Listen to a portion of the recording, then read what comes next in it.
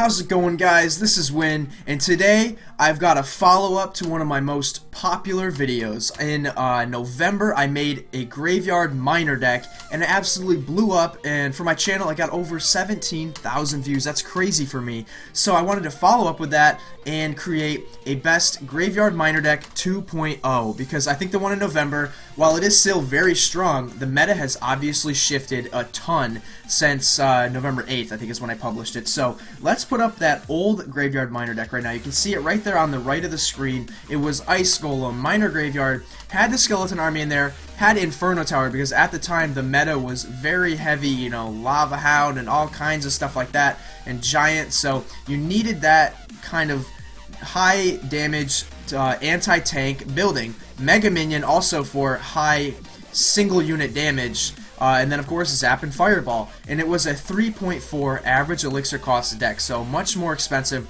than this deck that I've got right now. And this deck is a little different, but that's because right now the meta is a little different. We have Elite Barbarians, and we have you know, Bowler, and a lot of different things like that are very popular now that weren't popular back then. So it is 3.0, a little bit cheaper, and it's going to pack a pretty heavy punch still. And I'm going to go through at the end of some replays that I have, and maybe throughout, and try to show you some strategy for each of these cards and how to use this deck effectively. I'm going to put a disclaimer out there right now that this isn't the strongest deck against Lava Hound and Balloon, although it is possible to stop it. You do have the building to try to distract them. They are two troops that go directly for building, so you can try to pull them with a Tombstone, get both of your towers shooting at them if you place your Tombstone correctly, and of course minions can help there. And your opponent, in order to kill those minions, is going to have to extend themselves, and you can try to counterattack on the other side maybe with Graveyard Miner and really kill them off fast. So Lava Hound's a slow deck, so you can beat it. But other than that, with the meta right now, everybody's playing Elite Barbarians, so this is going to shut those down pretty well. And I'm going to go through 3 replays I've got right now, and we're going to try to analyze these as well as we can to figure out how I beat them. Now you see some of these decks aren't the highest level cards. This guy in the first one only had like level 1 Bowler, but you know, I obviously rolled over him 3-0. It's a strong deck. I put my word behind this deck. It is great. So let's show the first replay, and then we'll go into some more strategy after that.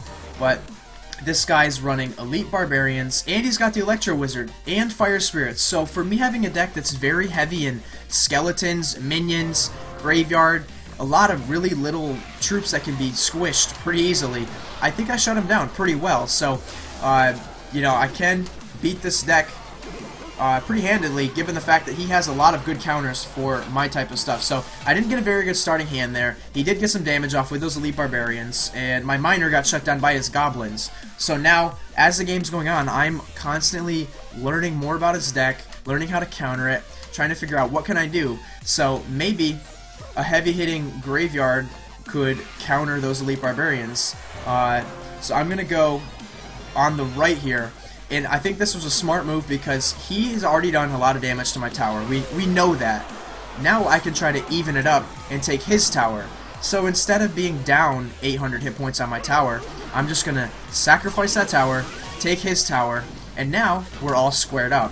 And I learned now he has Electro Wizard, so he's going to be able to shut down my graveyard pretty easily. So I'm going to try to have to work around that and catch him in a spot where he can't use those troops to kill my graveyard. And I know he has Elite Barbarians too, so I'm going to go Tombstone and try to shut down any idea he had for trying to attack, which then draws out his Fireball. So that Fireball costs 4, my Tombstone cost 3, so I actually gained 1 elixir on that trade from him. And you see he's an expensive deck, so he's not back around to his Electro Wizard in time.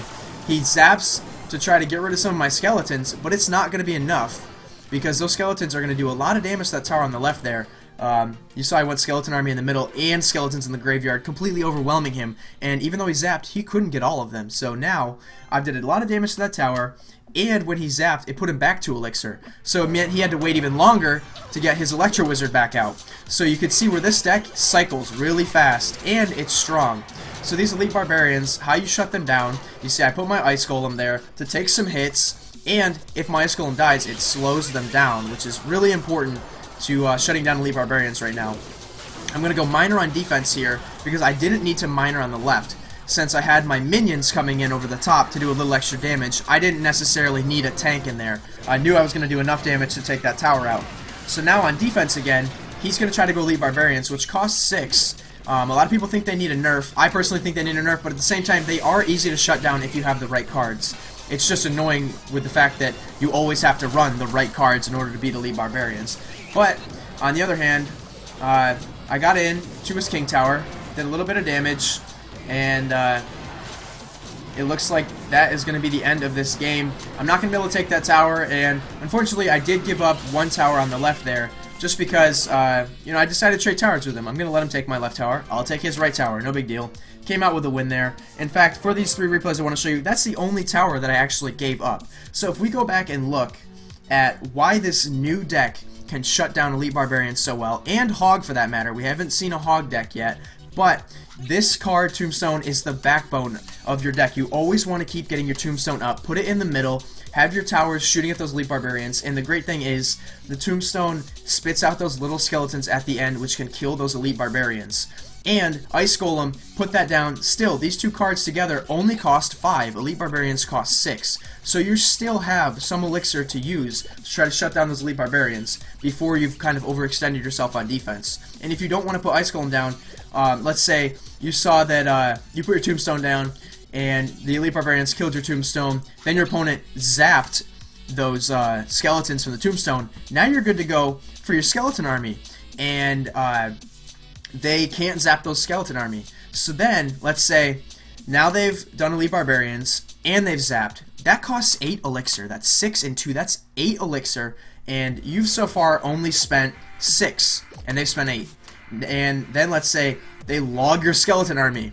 Now they've spent 10. You've still only spent 6. You can go Ice Golem, and now they cannot kill your Ice Golem, because they've used all 10 elixir. And right there, that's an expensive push. And let's say your Ice Golem manages to get through, because by now those Elite Barbarians are pretty weak. So Tombstone, Skeleton Army together, if they can damage the Elite Barbarians enough, Ice Golem gets through. Now you can counterattack. Boom, Graveyard, Ice Golem coming in to tank for the Graveyard. It's game over. So this deck is really powerful for shutting down the meta right now.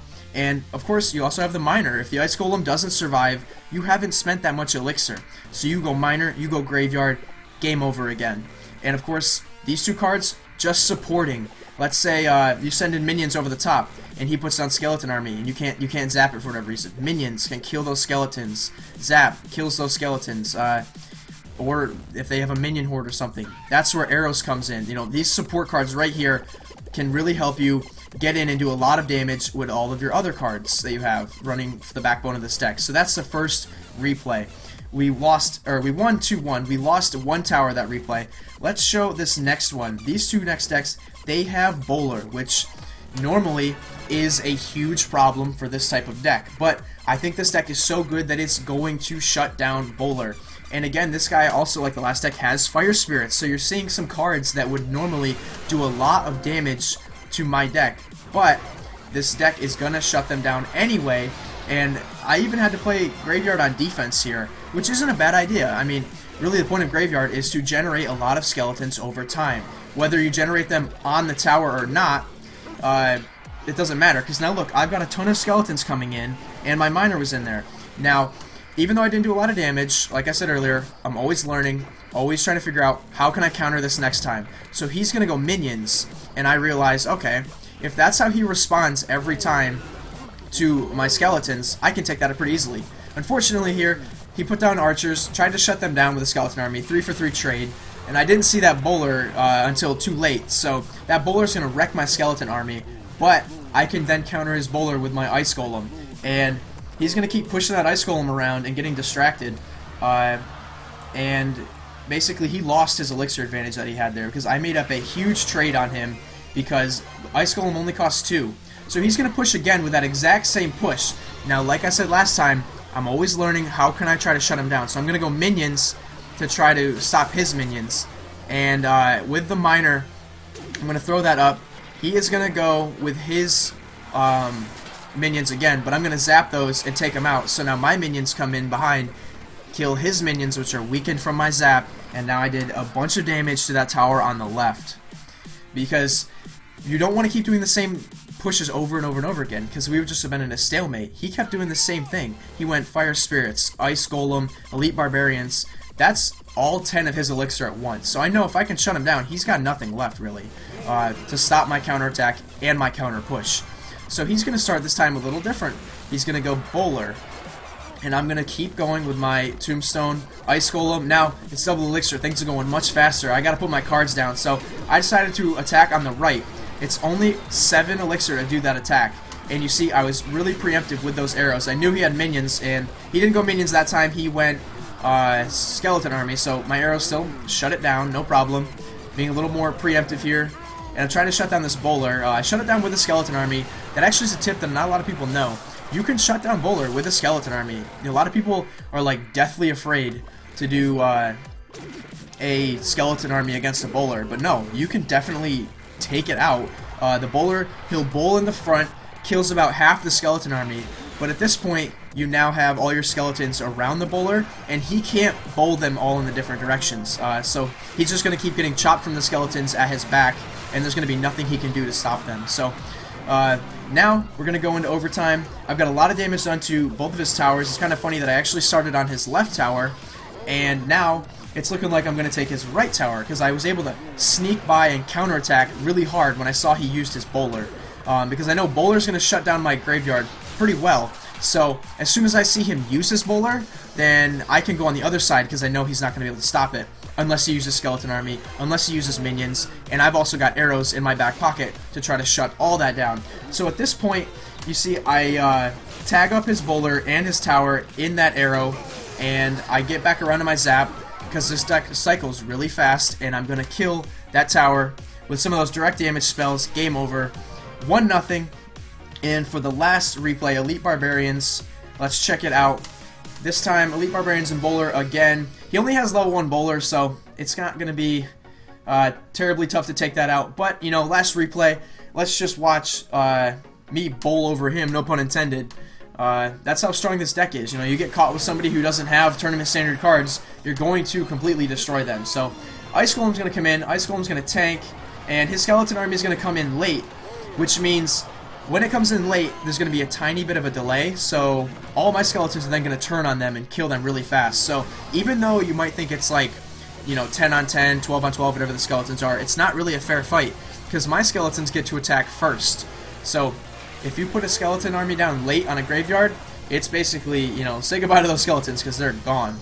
So now, I really just got to try to shut down that Bowler. I put my Ice Golem down a little too early there, so my Arena Tower isn't going to be shooting at it, but my Tombstone actually came in and killed that Bowler. So again, just reiterating, skeletons can kill Bowler, despite what you may think.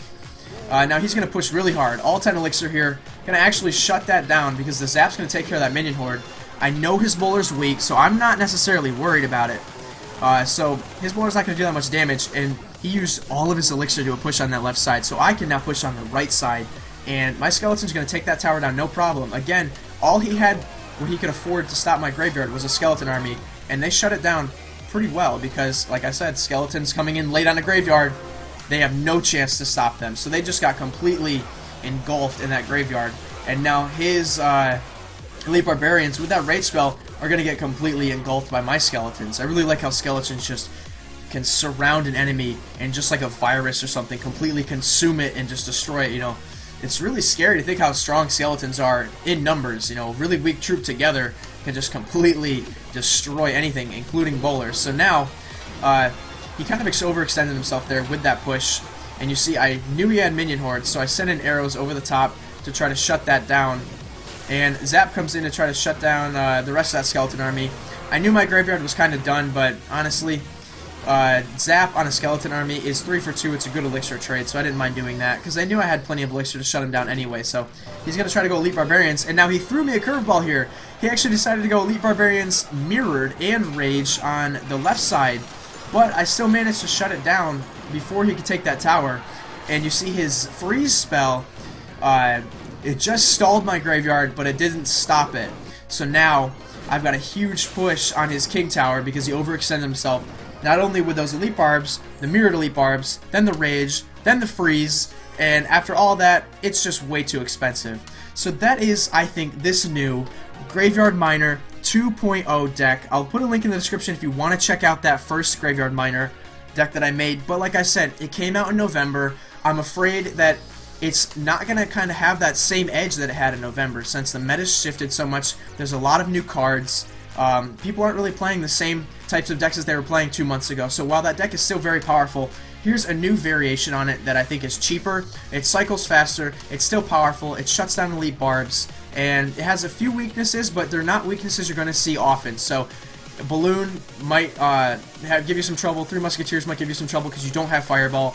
If you are finding that you are having trouble with those decks, then the recommended changes I would make is go Minion Horde for minions. It's going to make it a little more expensive, but it's going to give you more firepower in the air to shut down Balloon. If you're having trouble with Three Musketeers, don't go arrows, go Fireball. It's just one more elixir.